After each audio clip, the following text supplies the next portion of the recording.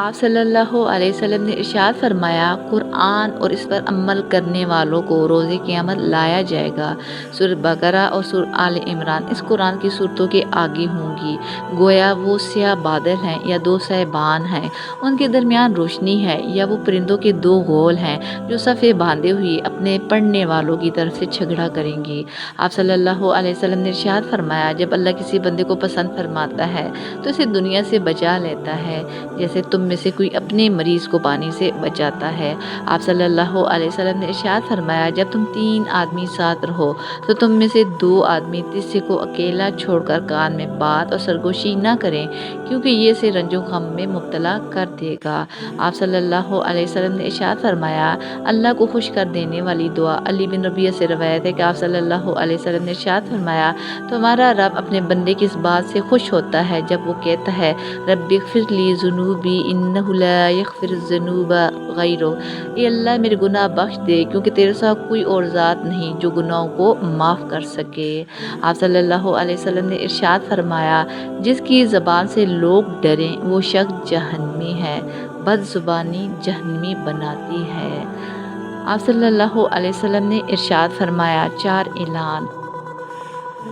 جنت میں ایک اعلان کرنے والا اعلان کرے گا، اب تم صحت مند ہی رہو گے، کبھی بیمار نہیں ہوگے، تم ہمیشہ زندہ رہو گے، کبھی مرو گے نہیں، ہمیشہ جوان رہو گے، کبھی بوڑھے نہیں ہوگے، اور تم ہمیشہ خوشحال رہو گے، کبھی بدحال نہیں ہوگے۔ آپ صلی اللہ علیہ وسلم نے ارشاد فرمایا، بے شک چاہے تم بہتی نہر کے کنارے ہی کیوں نہ بیٹھے ہو، پانی ضائع نہ ہونے دیں۔ آپ صلی اللہ علیہ وسلم نے ارشاد فرمایا، نماز وتر، اللہ تعالیٰ نے تمہارے لیے ایک ایسی نماز کا اضافہ کیا ہے جو تمہارے لیے سرخ اونٹوں سے بہتر ہے، اور وہ وتر ہے۔ اللہ نے اس کا وقت تمہارے لیے نماز عشاء سے لے کر فجر کے طلوع ہونے تک رکھا ہے۔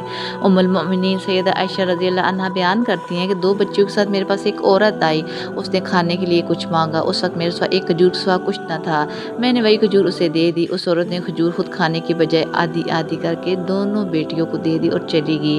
آپ صلی اللہ علیہ وسلم تشریف لائے تو میں نے آپ صلی اللہ علیہ وسلم سے یہ واقعہ بیان کیا تو آپ صلی اللہ علیہ وسلم نے ارشاد فرمایا، جو کوئی بھی لڑکیوں کی پرورش سے دوچار ہو اس کے لیے یہ جہنم سے پردہ بن جائیں گے۔